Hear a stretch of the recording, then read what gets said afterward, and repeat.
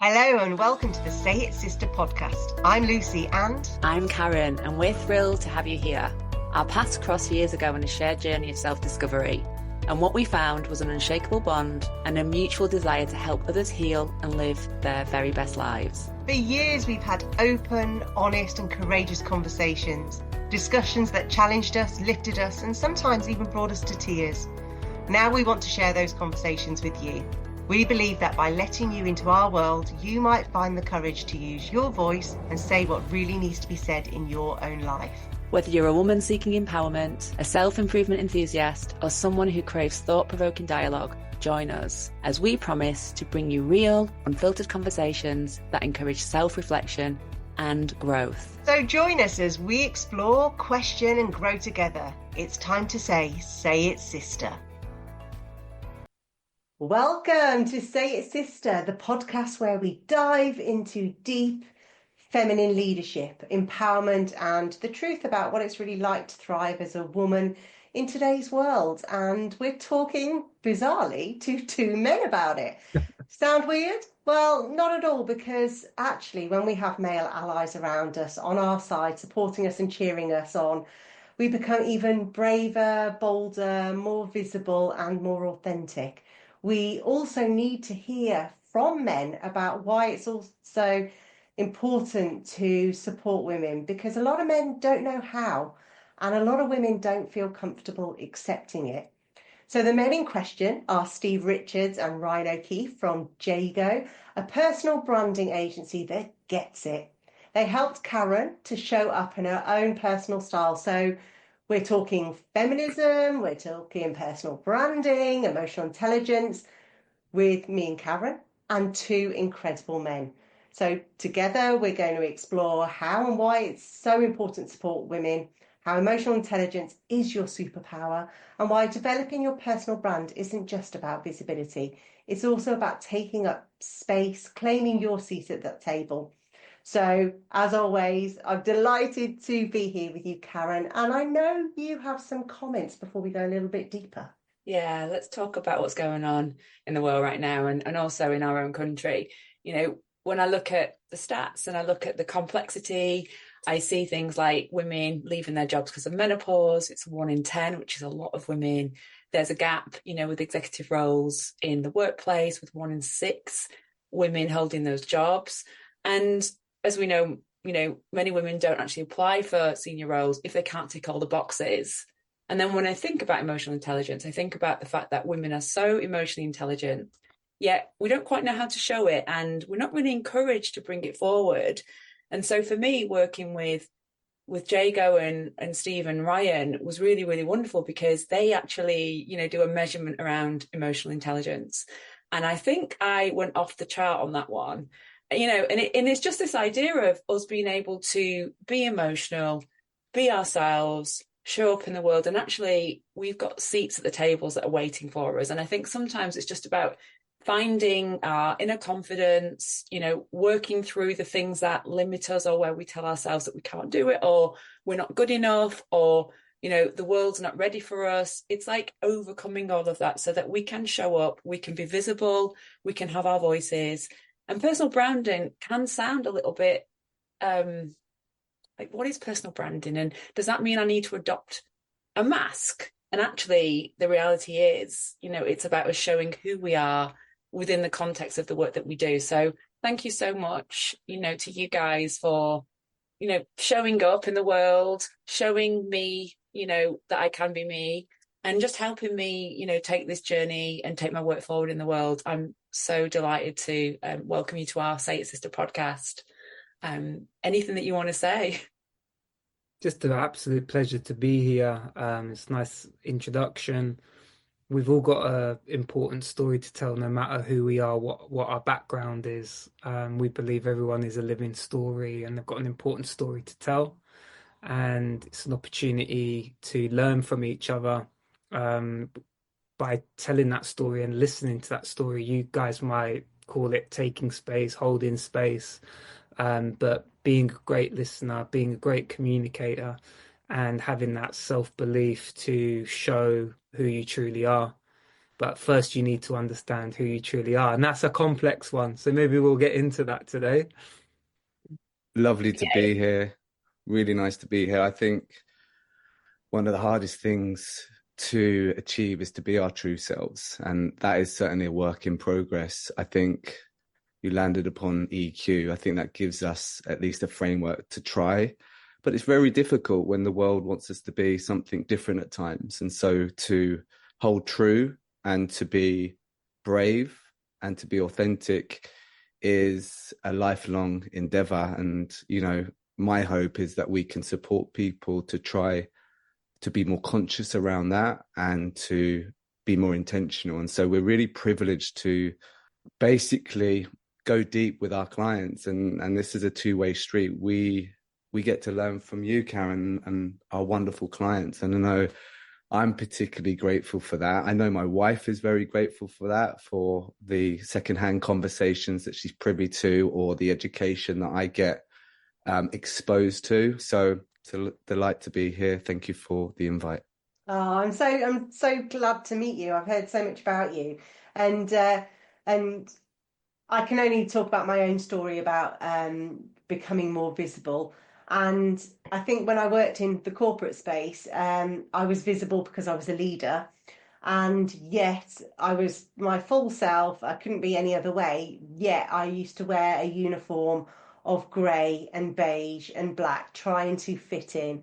And every time we had one of those peer reviews or one-to-ones, they would always give you feedback. And the statistics are there that generally with women, when we get feedback, it's very much personal rather than about the job. And I think back of how I ended up becoming smaller and smaller and smaller, trying to fit into other people's ideals of how I should show up. And since leaving and going on my own journey, literally I am full colour. I, express myself, and I only am moved to show up online when I feel like I am truly living and embodying who I am. And, sometimes I just don't want to talk. I want to write. Sometimes I want to show up and just be off the cuff. And I think that's part of that, what people have learnt to know and trust about me, that I show up when I need to, and I've got something to say, and that kind of feels like my brand, and I'm unapologetic. However, that's just my personal take. I want you, Ryan and Steve, to tell me why is personal branding, well, what is it? But secondly, why is it so important for us women?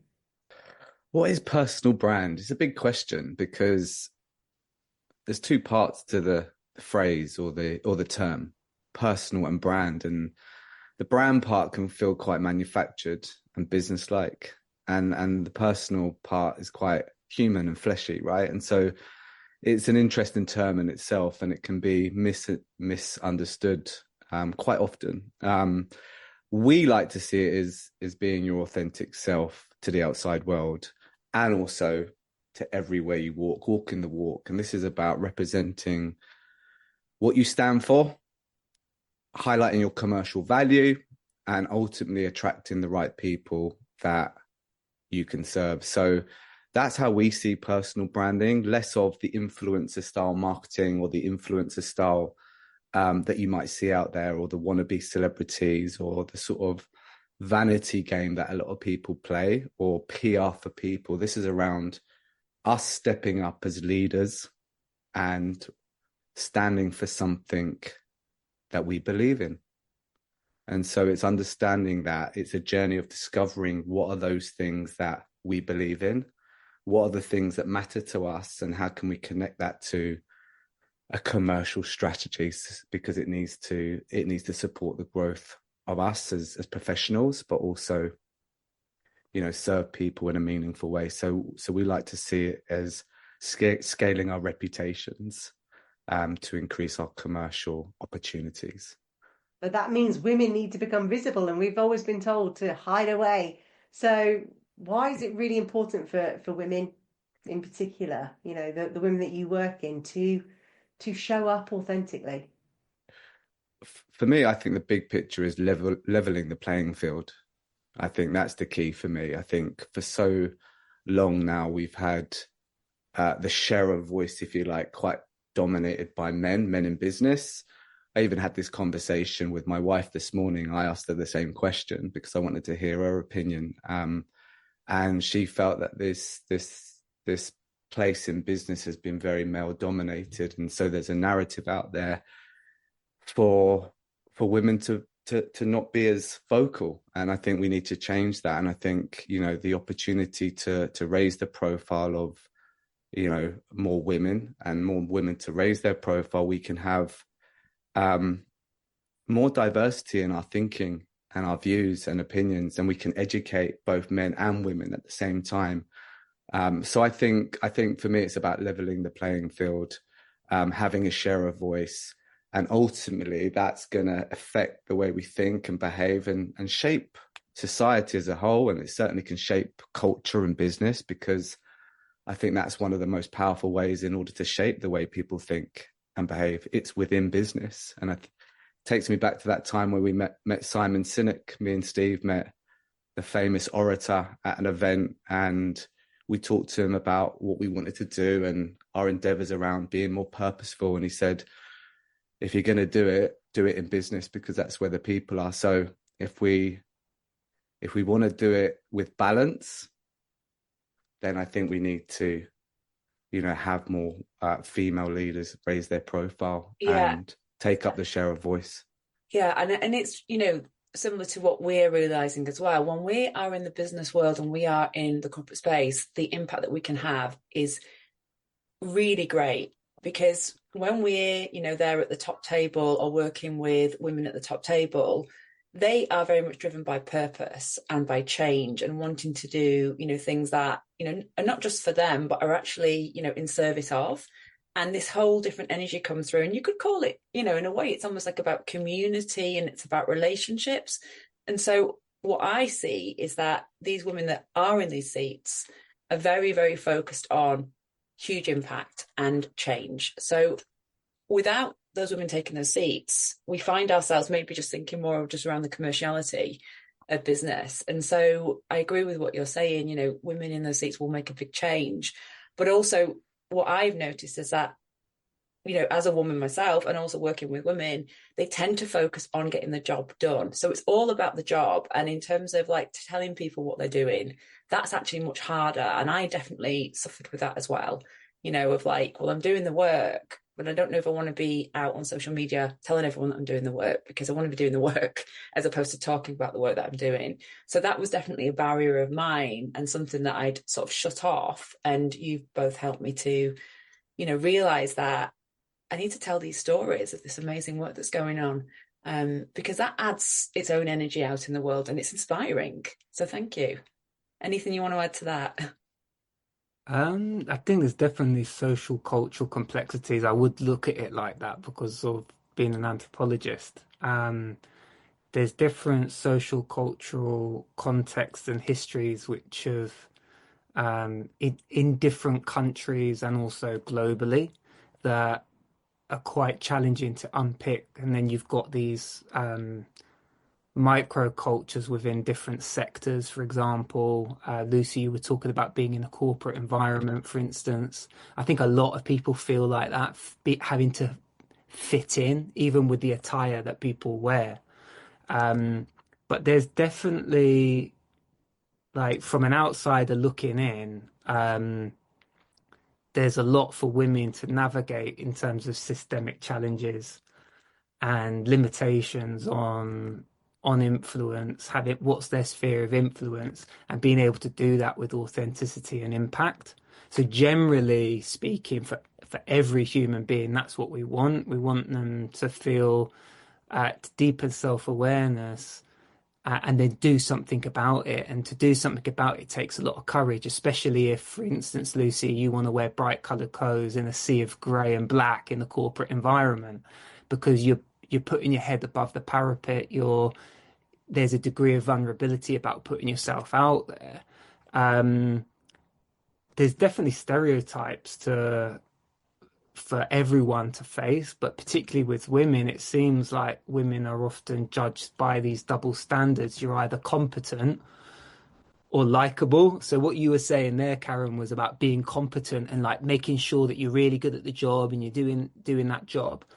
I think with the advent of social media, we've all fallen into this trap of wanting to be liked, and this whole likability thing. Um, the advantage with having a strong personal brand, or as Ryan said, you could term it a reputation, is that it helps you, enables you to shape perception on your own terms. And in that way, we get to take back some of that agency that,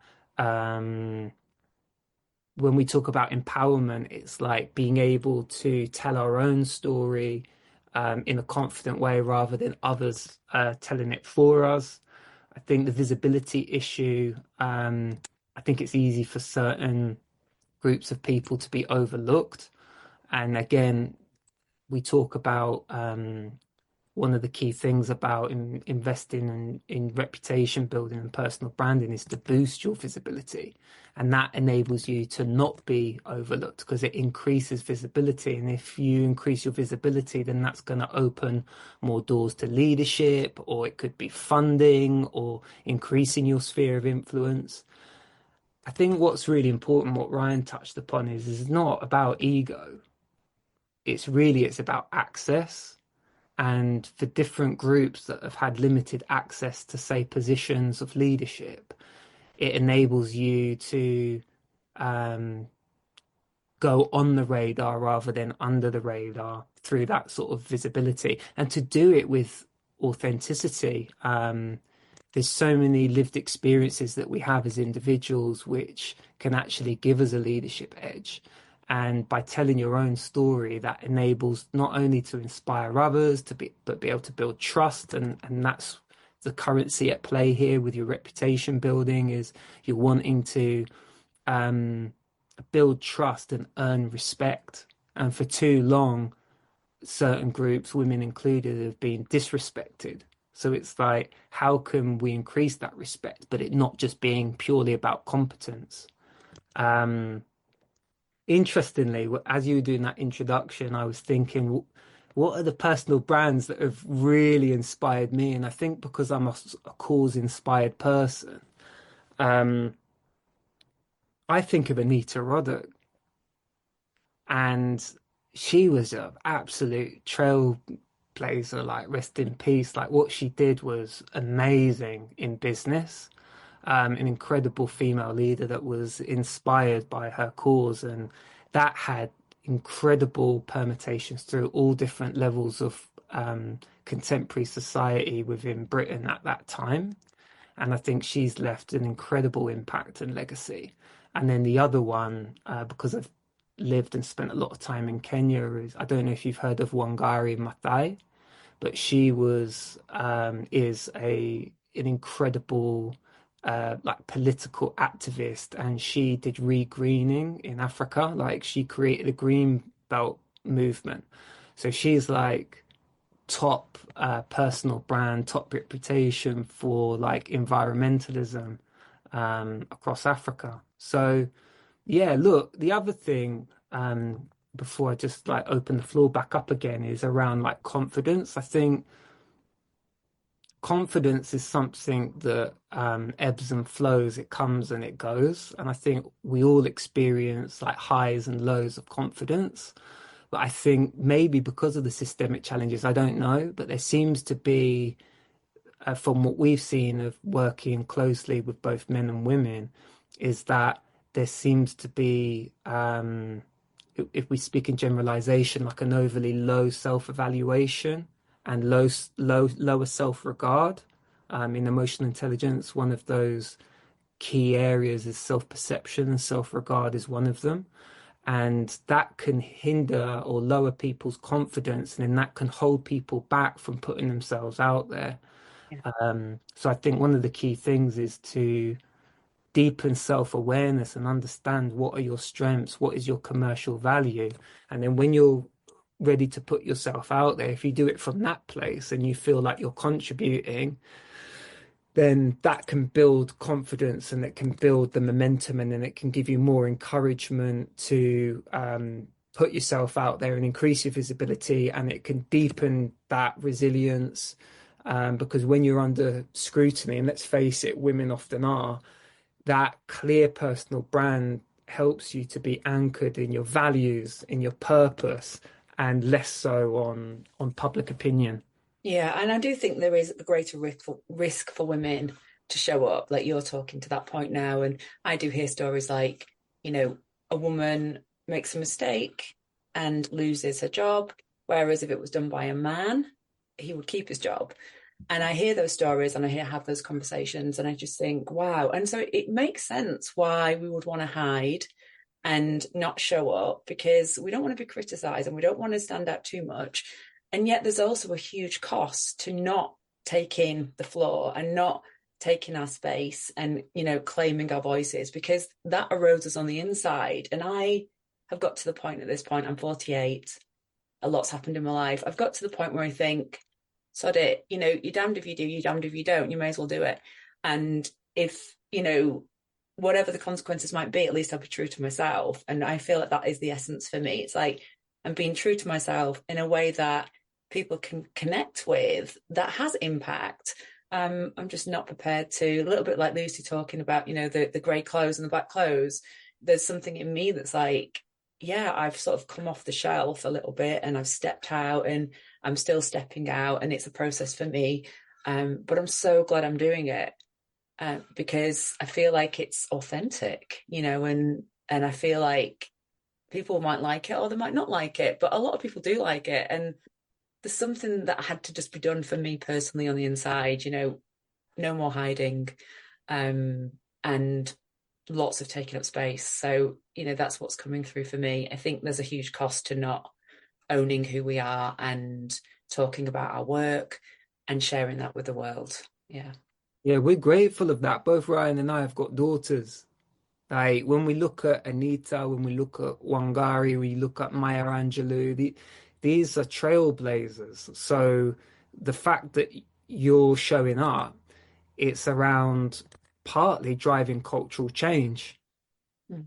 And we need that in order to bring the next generation through. So they're looking up at the mothers, the aunties, the grandmothers that are driving this cultural change, because it's you that's redefining leadership and creating space for others to follow. Lovely. Absolutely. And talk to us about emotional intelligence, because this is, I know, an area where women do score off the chart.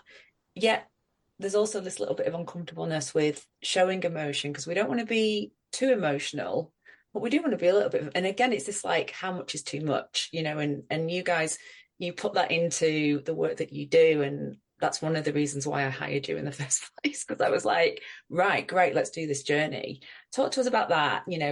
Why is it so important for personal branding? I've been fascinated with emotional intelligence for the last 15 years, and specifically the correlation between consciously using our EQ and having healthier interactions and relationships with others, because there's a sense of understanding ourselves, but also the people that we're communicating with. So I think if we translate that into the importance of personal brand, the whole idea is to build trust and respect with our audience. And we do that by deepening our own understanding and being able to communicate that effectively, and therefore people understanding where they are with us. And also, the ability to put ourselves in other people's shoes, which is conducive really to good outcomes, better relationships, improved cultures. And so we use EQ really as the foundations of authenticity, because this is about saying, am I prepared to look myself in the mirror and look at all of the stuff that comes with that, the good, the bad, and the ugly? And then do I have the courage to actually do something about it? For me, that's authenticity. That is it, right? Warts and all. Who am I? What do I need to improve? I'm flawed in every way. I'm learning all the time, right? I come from a very male-dominated background, and now I'm surrounded 20 years later by more females in my household than males. So I'm learning all the time on how to adapt and understand and be better at being a help to those people around me. And EQ really plays a major part in that, because if you're not self-aware and you don't know how to express yourself, then how can you walk the walk with your personal brand? You're being blind to it, really. There's a sense of ignorance, and they're the people that are creating damage all around them. We want conscious people to turn up and show up in a way that's healthy to themselves and all of those around them. Just a bit of detail. We've actually done some analysis on people's EQ, and we've assessed, I think we've got data points for around 520 different leaders. These are leaders specifically. And there are some clear differences between male and females results. The overall EQ is similar, slightly more for females, but where it's markedly different is on the empathy scale. We're seeing a much higher score come from female leaders when it comes to empathy and interpersonal relationships, which would lean into those relationships that we talk about within business, the ability to build culture, the ability to bring people together and not just innovate and solve problems and solutions. We need that, and actually men score slightly higher on that scale. But have we gone too far that way? Have we become too efficient in business? Have we become almost addicted to solving problems and innovating and lost our humanity in the process? That's a question that I can't answer, but it's something I think about constantly. So for us, you can't build an authentic personal brand without the basis of starting your own emotional intelligence journey. I've got to say that I think Karen and I know the answer to that, because we talk about this so much. And the reality is we need the balance. And when you've got it all too much one way, it gets out of balance. If it was only females leading, it would be, very much about empathy and relationships, but less about the results. And actually, when you bring both together within ourselves, but equally within the boardroom, within the working environments, that's when actually pure brilliance for humanity can actually take place. And interestingly, I do a lot of work on emotional intelligence too, and that it isn't a man-woman thing. It's definitely a personal thing, but yes, there's definitely some traits that women and men find much easier. But then I also see that some people get it theoretically, they get it from a mind point of view, but when they're like, but I am caring. I'm like, yeah, but it's a different kind of caring to somebody who's got real, EQ. You're an IQ person. This is an EQ person. You just see the world differently. And part of the emotional intelligence is being able to say, and you see it differently, and let me learn what's it like in your shoes so that we can work better together. So I love talking about emotional intelligence. And I just have to leave you with this one anecdote of an engineering director who came to me to develop his emotional intelligence, and he couldn't get it. He said, have you not just got a process I can follow? I'm just like, it doesn't work like that.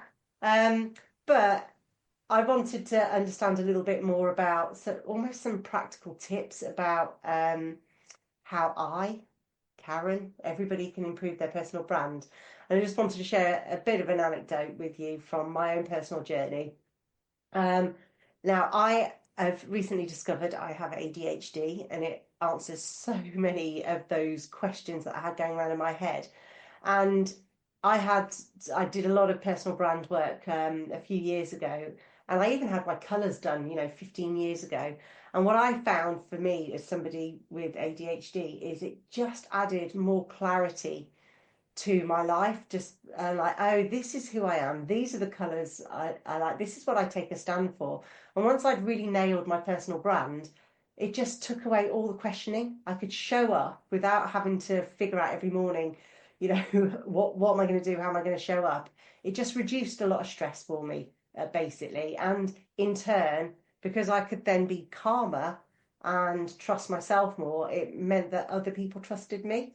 So I guess one part of my next question is, do you see that a lot? That, when people totally get their own personal brand and reject it, do you see that it just calms their brains almost? And secondly, any tips? There's a famous quote from a guy called Ralph Ellison that says, when I understand who I am, I can be finally free. So we go through a process of socialization from being a small baby, in order to learn how to fit in. And so who we are through our lives, through different stages of our lives, which obviously changes, like when you're going through your childhood, being in school, going into a career, moving different places, having children, a family if you do. Um, you go through a process of evolution. So who you were isn't who you are, and who you are now isn't who you're going to be in the future if you've got a good growth game. Or if just life happens, you know what I mean? Like, I don't know, there could be a health crisis that occurs in your life or whatever. So I think the process is, there is no end game of self-awareness or emotional intelligence or personal branding. Um, like we're constantly evolving like that rolling river. So it's something that we've got to ensure that we're constantly creating time in terms of a tip for introspection and for reflection, slowing down, disconnecting, and going inner on some introspection and reflection work, but also consulting others in terms of how we're being perceived, because we might have a bit of a warped self-perception. So you want to get this balance between introspection, but then also seeking feedback and then sort of marrying the two. And when we do emotional intelligence assessments with people, part of that is also 360 EQ, because coming back to that point, you might have an overly high self-evaluation, you might have an overly low self-evaluation, but when you piece it together with a benchmark about how others perceive you, then you can get a clearer picture of where you're at, and potentially where you need to be and what you need to work on. I think when we go on a coaching journey with our clients on EQ, we encourage them to do journaling, and we have certain frameworks to assess situations, to go, right, what was this activating event? What were the feelings it created? And then to what extent are those true and it's real? And you debate it. And in EQ, we talk about reality testing, seeing things objectively as they are. So it's almost like a sense check. What's going on? Are these the right feelings? Is it really happening how I think it's happening? And then coming up with a series of actions that you can do, because none of this self-awareness is really worth anything if it doesn't change behavior. So the implementation part is important, because then it results in higher performance, whether that's within the commercial realm or whether that's in the personal realm. So deepen self-awareness, do something about it, and then see how things develop and change. And journaling is a good way of processing that, and also speaking to someone to work through these issues.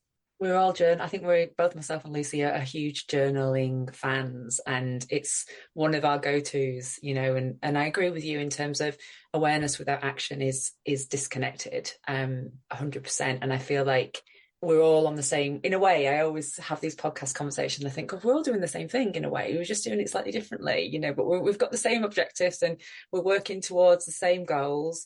And that always gives me such a sense of hope. I know myself and Ryan share optimism as one of our, you know, core values. And these moments for me are so important and so precious, because it reminds me that there are so many of us in the world doing such amazingly important work, and really trying to dial, you know, some ways dial it forward, in other ways maybe dial it back a little bit, because I agree with you, you know, that the need for change, innovation, you know, look at our phones, look at the way we're living our lives. We've become so fast and we can do things so simply, and yet really what we're all looking for on a basic level is that human connection, and that, you know, the opportunity to talk and feel and, you know, come together and be together in a different way, so that we're seen and we're heard and we're valued, you know. So for me, the essence of that comes through everything that you do and everything that we do. So, you know, we're all on the right path in a way. Do you have anything to share on the practical tips, Ryan, before we jump into high impact? No, as you were saying, I was just smiling because my two girls remind me about my own EQ. If I'm not quite behaving as I should, they're like, Dad, what about your EQ? Hang about. It's not great behavior. So my kids teach me so much. They teach me how to be human and how to be a dad and how to be present. And so, when the world gets noisy, actually I can go back to being a parent and just tune into what they want from me, because sometimes they're the leveler that I need. And my two girls particularly are the ones that remind me around my EQ. So I find that funny. Practical tips: download our personal branding report. You can put it in the show notes. It's got all of the tips in there. It's got real insights from real leaders. Share some stories about their own journeys. But if you want some practical step-by-step tips, it's all in there. But I think, in essence, it's understanding by getting some truth tellers around you and then doing some work, some assessments and introspection and taking action and seeing what works. And I know I'm repeating the theme here, but once the fog starts to disappear and you realize who you are and you get that clarity, the confidence builds. I know from my own experience of putting myself out there, all of the self-doubt, the imposter syndrome. Why would anyone hear from me as a college dropout, an uneducated guy and then you end up speaking at universities in front of hundreds of people, and then suddenly your dream becomes a reality because you've taken action and you've stuck to what you want to talk about and what you're known for. I think that's really important. So identifying that earlier on is really powerful to create a credible, likable, respected personal brand and reputation. Thank you. Beautiful as always. Views. So let's, you're talking about your kids, and I'm sort of connecting back into my kid here. And, my child asked me about the money pause. She calls it the money pause, all the time. And it brings me into the work that I'm doing and, what I see in the world, in that, where companies back women and they back women's issues, a whole new thing starts to happen. And it actually includes innovation, and it also includes empathy. And I want to talk a little bit about Bayer Consumer Health, who have created a brand new range for women in menopause called Canis Meno. And this has been truly, truly inspiring for me, because it was an idea that was, just a basic idea. And now, we can get products on shelf that really, really support women. And it's tackling the taboos and it's tackling the issues. And it's come through because there are women at the top that are saying, we need to do something about this now. There's also a commercial element to that as well, of course. But it's just so inspiring for me to see we have a problem. What are we going to do about it? How can we move the dial forward? How can we make money? And it brings all of these things together. And so I wanted to just really pull Steve in here, because we've done a lot of work with the M series, which is my menopause video series. And I just would love to hear your views. Why is this happening now? Why now? Women have been going through menopause forever. What are your thoughts on that? I think you're right. It's a long overlooked market. There is definitely a commercial opportunity, but there's also like a social, cultural shift around its visibility. I think, look, menopause affects every woman, but it's historically been ignored and happened in the shadows. Like, I have conversations with my sisters about it, but I don't remember any conversations from like in the house or anything, or from my mum or anything like this, or it was just like the cliched sort of stuff like, oh, I'm getting hot flushes, but it wasn't an open conversation. We're like in our mid to late 40s, so maybe it's a generational, maybe now's the time where it's less taboo, and women, obviously it needs to increase, but this whole suffering in silence due to stigma and lack of education, I think now we're on the cusp of something bubbling up and changing. The thing about the Bayer stuff, the Canis Meno, it's like you've got science-backed products, but they've also got this educational hub. So you've got like the product, which is the thing that's the actual thing that can help, but then creating the awareness at the same time. I think that's a nice combination of like product and education to deepen that awareness. Look, there's a soaring demand as well for these products. So I was in Tesco's the other day and saw like the MTIC section and clearly labeled, and there was information to go along certain products, and there was grouped products. So the visibility on the high street, if you like, is starting to emerge. Consumers, what do they want? I mean, from a commercial perspective, they want targeted stuff, right? And some want non-hormonal, some will take the hormonal. So I think having options is a great thing in consumerism. And I think that will open it up, and that should open up more conversations amongst people as they go, found this great product, and the word of mouth will start to increase. Definitely a cultural shift. So we need to do more around cultural shifts and breaking the taboo. But even in the last few years, it might be because of the people that we attract and who we follow. It's on our radar. Like, I can't open up LinkedIn without some personal brand talking about the menopause. So, like Ryan said, like, we've learned loads, which has helped us with our own partners and our own families. So I think more open, honest conversations, and look, there seems to be like a bit more of a sort of a corporate commitment to health equity as well. So I think some of the stuff that we've done with you, Karen, is interesting around looking at the talent drain of all these incredible women that companies are losing because they're not understanding the issue and not creating an environment which is supportive in order to retain that talent. So yeah, market growth, consumer demand, we've got digital innovation, we've got social change, we've got corporate responsibility, and then we've got brands like Bayer stepping up, not just with products, but with this educational sort of purpose. And then you're getting influential people like Davina McCall, like out there. So it's becoming more mainstream. Yeah. Yeah, it's exciting times. And I find that, as soon as I say my age, it's hilarious. So anywhere I go, if there's a woman and I say my age, straight away she's into, like, she starts telling me everything. She doesn't know what I do, and the fact that I'm doing all this work in menopause, I love it. So it's almost like da da da. And I love saying how old I am because it's a taboo. So I'm like, that's one that I'm actually owning, where I'm going, right, I'm going for this one because I'm just going to keep telling people my age and see what happens. And it opens things up and you have great conversations. And I walk away and it always makes me smile because I think, that woman has probably been desperate to talk about this. And now we've just had a great conversation and I get everything she's saying, and I walk away. I don't know their name, but I know their symptoms and their signs. It's really, really nice without any of that. And I just think women are just like, we're almost like desperate to talk about it.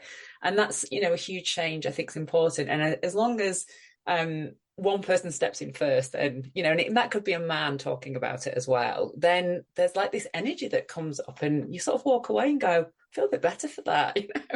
I don't think without other women from our past stepping up and becoming visible and finding their way in teams or in high profile positions on the media, etc., those, we still wouldn't be talking about the menopause. We wouldn't be talking about culture. We wouldn't be talking about mental health or any health in the workplace. And that speaks back to what we were saying right at the beginning about diversity. Unless we can get other people into our common spaces, these conversations won't happen. So I'm so grateful to our four sisters who came before us, who have got the platform, who have brought this in. And hopefully the work that you and I will do, Karen, will then open it up to the next generation to do amazing work on wisdom and intuition and, leading our full authentic selves. So it's exciting, but it's almost like the sisterhood is coming back. These conversations about different stages of women's lives would always be spoken about, 400 or 500 years ago. And then it became a scary place. And it's almost like now we're allowing these conversations to come back. And I'm so blooming grateful to be alive right now. Well, all I want to say is thank you for being allies. Thank you for being part of my journey and our journey. And to all of those that were listening, for being part of their journey, because it's really important that we have men in our lives who we can have, really serious conversation. Sometimes we're celebrating, sometimes we're normalizing, and sometimes we're just plain struggling, but we're all in it together. And I love that. And I want to say, you know, thanks for your insights.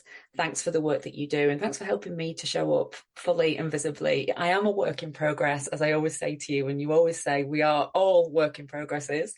And I'm going to go off after this call and I'm going to do a post about menopause on LinkedIn. So please follow it.